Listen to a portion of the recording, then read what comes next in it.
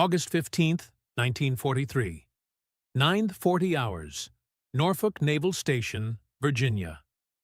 Private Giuseppe Marino of the Italian Army stood on the deck of the transport ship, watching the Virginia coastline approach, his hands gripping the rail so tightly his knuckles were white. He'd been captured in Tunisia 3 months earlier when Italian forces collapsed under Allied assault. He'd spent weeks in North African POW camps before being loaded onto this ship with 800 other Italian prisoners for transport to America. During the Atlantic crossing, he'd had plenty of time to imagine what awaited him. Harsh labor camps, minimal food, guards who'd treat Italian prisoners with the cruelty that enemy captives deserved. The ship docked, and American MPs began organizing the prisoners for disembarkation. Marino shuffled down the gangway with the others, trying to look alert despite exhaustion from the voyage. An American sergeant with a clipboard was checking off prisoners as they filed past, and when Marino reached him, the sergeant looked at his identification tag and smiled. "Marino," the sergeant said. "Hey, my name's Marino too. Staff Sergeant Anthony Marino, 3rd generation from Palermo. Where's your family from?" Marino stared at the American sergeant, at his U.S. Army uniform, at his face that could have belonged to any of Marino's cousins back in Sicily, at the name Marino stenciled on his uniform. For a moment, he couldn't process what was happening. This American soldier who was guarding Italian prisoners, who represented the enemy that had defeated Italy's forces, this man was also Marino, probably from the same region, possibly even distantly related. "Palermo," Marino finally managed in broken English. "My family, also Palermo." Sergeant Marino grinned and said something in rapid Sicilian dialect that made several nearby prisoners laugh despite their circumstances.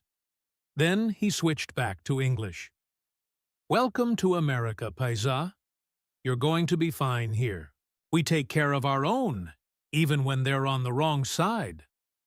For Giuseppe Marino and approximately 51,000 other Italian POWs who would be held in more than 600 camps across America during the war, that first encounter with Italian-American guards, workers, and civilians created cognitive dissonance that challenged everything they'd expected about captivity and about the nation they'd been fighting against.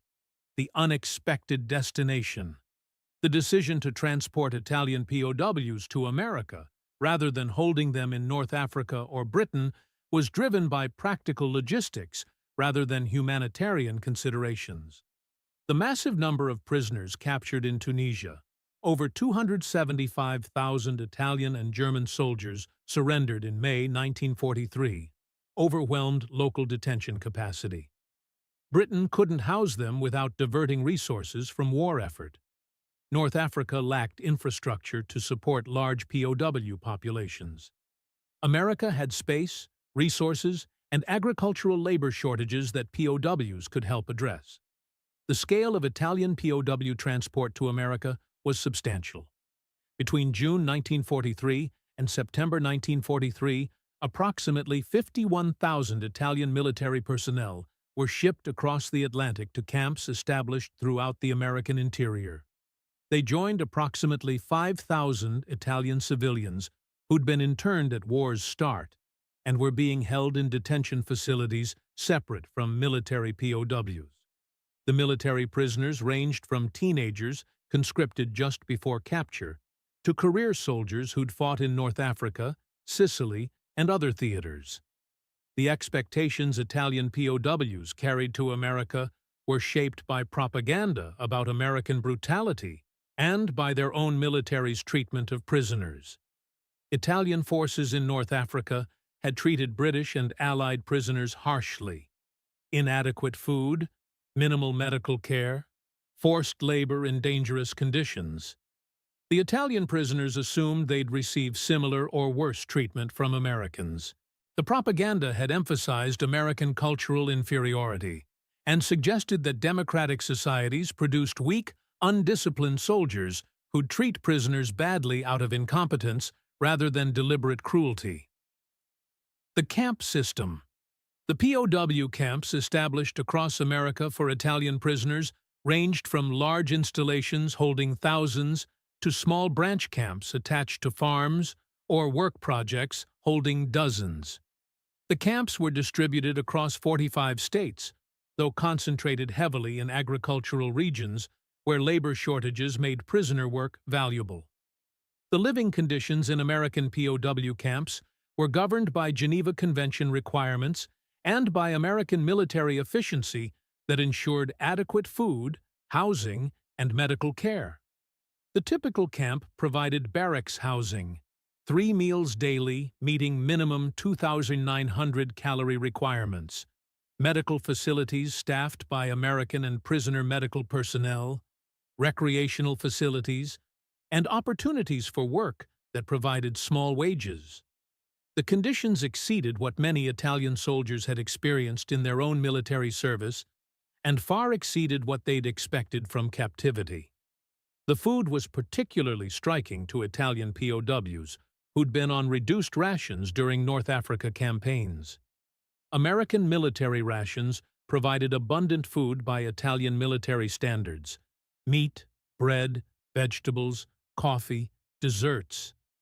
The meals weren't Italian cuisine, but they were adequate and sometimes generous. Many POWs gained weight during captivity, recovering from malnutrition experienced during combat and after capture. Corporal Antonio Romano, captured in Tunisia and held at a camp in Texas, described the food situation in a letter to his family. "We eat 3 times every day. The food is American, strange to our taste sometimes, but there is always enough.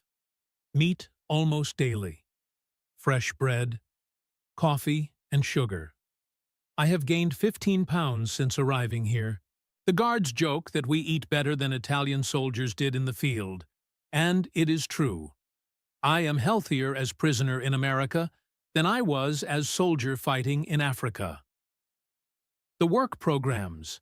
The Geneva Convention allowed prisoners to be employed in non-military work, and American authorities quickly organized work programs that addressed agricultural labor shortages while providing prisoners with activity and small wages.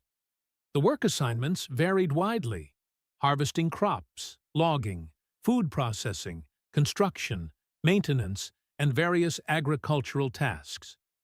The work brought Italian POWs into direct contact with American civilians, particularly farmers, and reports about American conduct that might influence Italian public opinion and military morale. The approach was remarkably successful. Italian POWs consistently wrote letters home describing their treatment in terms that contradicted Axis propaganda about American brutality. The letters emphasized abundant food, decent living conditions, fair treatment, and often mentioned encounters with Italian Americans who'd shared names, regional origins, and cultural connections. The propaganda effect was amplified when Italy signed armistice with Allies in September 1943 and switched sides to fight against Germany. Italian POWs in America were offered opportunity to volunteer for service with Allied forces, and approximately 40,000 accepted, roughly 70–80% of military-age Italian POWs. The high volunteer rate reflected both their treatment during captivity and their willingness to fight against Germany once Italy formally changed allegiances. The paradox of captivity. For many Italian POWs, captivity in America created paradoxical situation where imprisonment meant better living conditions, more food, and greater security than they'd experienced as soldiers in Italian military service. The paradox challenged their understanding of victory, defeat, and what constituted hardship. The conditions prompted reflection and sometimes bitter recognition of how poorly Italian military had treated its own soldiers. Adequate food, decent housing, medical care, and fair treatment. These basics that American captivity provided highlighted by contrast how inadequate Italian military logistics and leadership had been. Many prisoners concluded that they'd been sacrificed by incompetent government and military leadership that had sent them to fight without adequate preparation, supply, or support. Corporal Antonio Romano articulated the paradox in a letter. "I am prisoner, but I live better than I did as soldier. I am defeated, but I am healthier and better fed. The Americans treat Italian prisoners better than Italian officers treated Italian soldiers. This makes me angry at my own country's leadership, not at the Americans who captured me. They defeated us, but they are not cruel. Our own leaders sent us to die, and didn't care if we had food or equipment or medical care. Who is the real enemy? The friendships that formed. Despite regulations discouraging fraternization between prisoners and guards or civilians, friendships formed between Italian POWs and Americans, particularly Italian Americans, that would sometimes last beyond the war. The connections were built on shared cultural heritage, common humanity, and simple human kindness that transcended wartime roles. The friendships were particularly strong between prisoners and Italian-American guards or civilians who'd worked closely with them. The shared language, cultural references, and often regional connections created bonds that felt more like extended family than enemy relationships. After the war, some Italian POWs would maintain correspondence with American friends they'd made during captivity, and a few would eventually immigrate to America partly because of connections formed during imprisonment. Staff Sergeant Vincent Russo maintained correspondence with several former POWs after the war. "I'd guarded these guys for 2 years. Some of them I'd talked with almost daily. We'd discovered our families came from neighboring villages in Italy. After the war, it felt natural to stay in touch. I visited one in Naples when I went to Italy in 1950. He showed me around, introduced me to his family. We talked about the war and about how strange it had been that we'd met as guard and prisoner. The connection we'd formed during the war survived it." The repatriation. The repatriation of Italian POWs began in 1945 after Germany's defeat, continuing through 1946 as shipping became available and Italy's post-war situation stabilized enough to receive returning prisoners. For many prisoners, repatriation was bittersweet. They wanted to return home and reunite with families, but they were leaving country where they'd been treated well, and sometimes developed genuine friendships. The departing prisoners carried memories that would shape their post-war attitudes toward America, and sometimes influence their life decisions. Many would tell families and friends about their treatment in American captivity, describing experiences that contradicted everything they'd been taught about America before capture. Some would eventually immigrate to America, drawn by opportunities and by positive memories of their time as prisoners. The repatriation also affected American guards and civilians who'd worked with prisoners.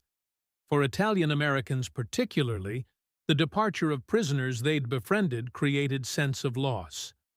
The connections had been complicated by circumstances, but had been real nonetheless. The names that connected. The moment when Giuseppe Marino encountered Sergeant Anthony Marino at Norfolk Dock was replicated thousands of times across hundreds of camps as Italian POWs discovered that their guards, supervisors, doctors, chaplains, and neighbors bore the same surnames: Marino, Romano, Russo, Caruso, DiMaggio, Lombardi. The shared names represented shared heritage that complicated enemy relationships and created bridges between recent adversaries. The names carried meanings beyond simple identification. They represented family histories, regional origins, cultural traditions, cultural workers. These encounters often revealed shared Italian heritage as prisoners worked alongside Italian-American farmers, or in communities with significant Italian-American populations. The cultural connections that emerged complicated the prisoner-captor dynamic and created relationships that neither side had anticipated. The work conditions were generally reasonable by both Geneva Convention standards and by comparison to what Italian POWs had experienced in military service. Hours were limited, safety standards were maintained, and prisoners received small wages, typically 80 cents daily in scrip, that could be used at camp canteens. The work was often agricultural labor familiar to many prisoners from rural Italian backgrounds. The supervision was typically professional rather than harsh. The Italian-American complexity. For Italian-American guards and civilians interacting with Italian POWs, the situation created complex emotional responses. They were Americans serving American interests, but they were also people with cultural and often family connections to Italy, who found themselves managing prisoners from their ancestral homeland. The dual identity created tensions that varied depending on individual circumstances and attitudes.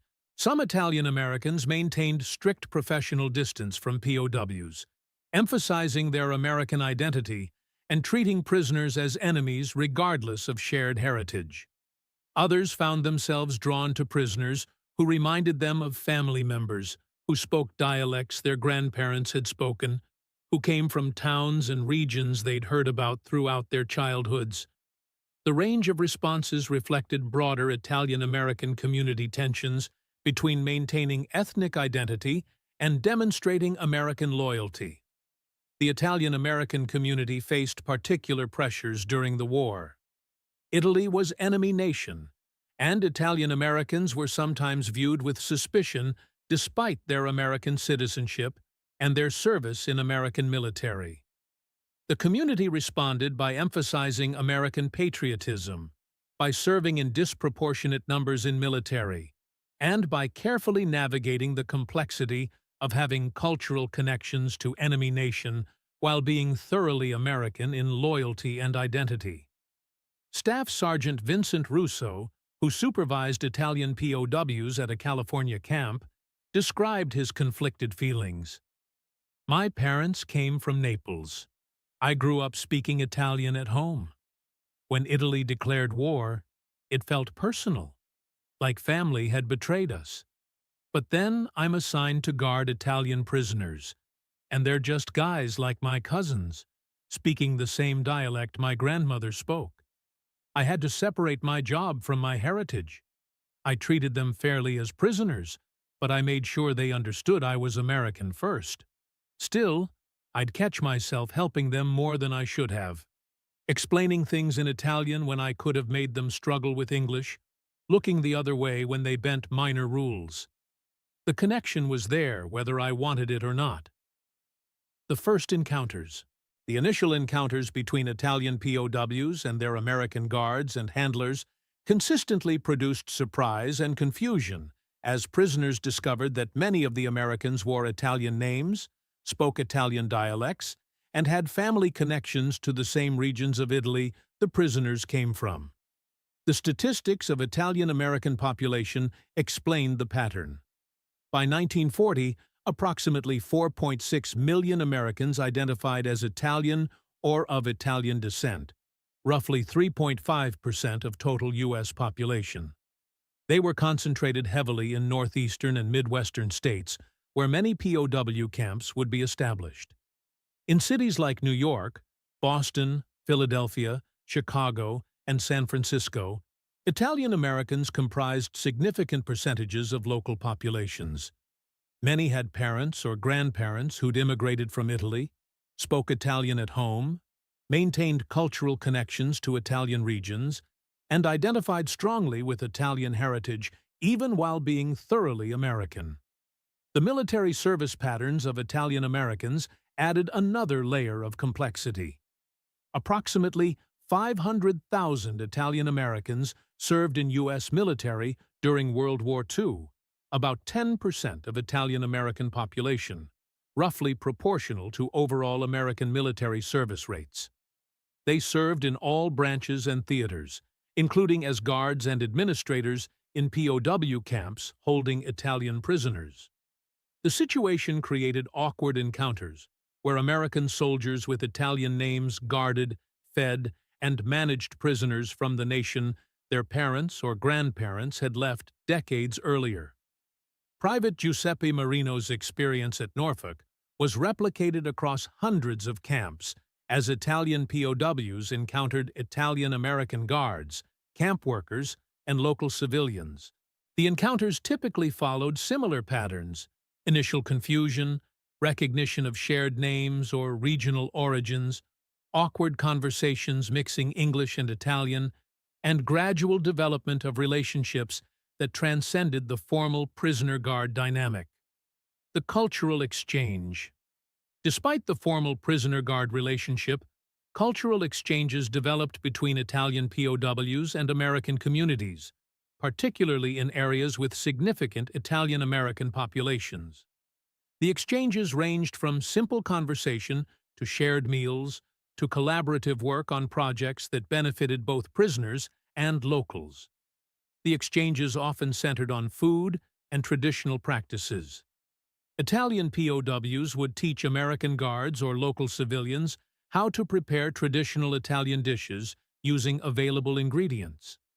Italian-American families would bring food to camps: fresh bread, pasta, traditional dishes that reminded prisoners of home. The culinary connections created bonds that transcended the wartime enmity. The Catholic Church played a significant role in facilitating cultural exchange. Many Italian POWs were Catholic, and American Catholic parishes, often with Italian-American congregations, organized services, social events, and assistance programs for prisoners. The religious connections created additional bridges between prisoners and communities. Private Giuseppe Marino, working on a farm near Rochester, New York, encountered an Italian-American family who invited him to Sunday dinner after church, an arrangement that technically violated regulations but was tolerated by authorities who recognized the humanitarian value. "They treated me like family," Marino wrote to his mother. The grandmother spoke Sicilian dialect like home. They served pasta and wine and told stories about their village in Sicily. For a few hours, I forgot I was prisoner. They asked about current conditions in Sicily. I told them what I knew. They told me about America, about how they'd built good life here. It made me understand why they fought for America, even though Italy was their homeland. They'd become Americans without forgetting they were Italian. The propaganda value. American authorities recognized the propaganda value of treating Italian POWs well and facilitating positive interactions with Italian-American communities. The goal was encouraging Italian prisoners to view America favorably and to spread positive and connections that transcended the temporary circumstance of war. When an Italian prisoner named Romano met an American guard named Romano, the surname created immediate connection that suggested they might be distant relatives, that their families might have come from the same villages, that they shared heritage despite being on opposite sides of the war. The connections built on shared names often expanded into genuine relationships. Prisoners and guards would discover they had family connections to same regions of Italy. They'd share stories about traditions, foods, festivals. They'd sometimes discover they actually were distant relatives, second or third cousins whose family lines had diverged when one branch immigrated to America decades earlier. For the Italian POWs, the encounters with Italian Americans challenged their understanding of what America meant. They'd expected foreign enemy who'd be incomprehensible and hostile. Instead, they'd found people who looked like them, who spoke their language or their grandparents' dialects, who understood their culture, who bore their names. The discovery that millions of people with Italian heritage had built successful lives in America while maintaining cultural identity suggested possibilities that many prisoners hadn't imagined. For Giuseppe Marino, working on farms in upstate New York and encountering Italian-American families who'd emigrated from the same Sicilian villages his family still lived in, the experience was transformative. "They asked me to stay," he wrote to his family in 1946, as repatriation approached. "They said I could work here. that opportunities exist that don't exist in Sicily anymore. They showed me how Italians could be successful in America without forgetting where they came from. I told them I must return home first, but perhaps someday I will come back. America is not the enemy I thought it was. America is a place where people like us can build good lives.